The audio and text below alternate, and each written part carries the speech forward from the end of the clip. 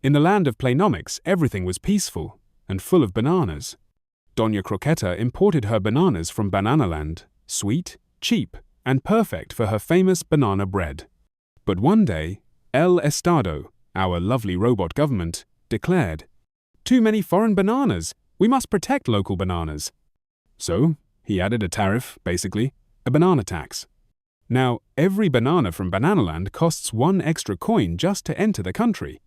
Señor Bananetti, always quick to adapt, raised his prices.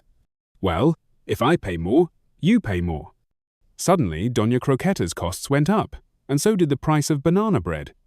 Meanwhile, Don Producción, our local banana farmer, cheered. Now I can sell my bananas without competing with those cheap imports. But customers, they paid more whether the banana was local or not. So, what's a tariff? It's a tax on imports. It protects some, but costs everyone else a little more.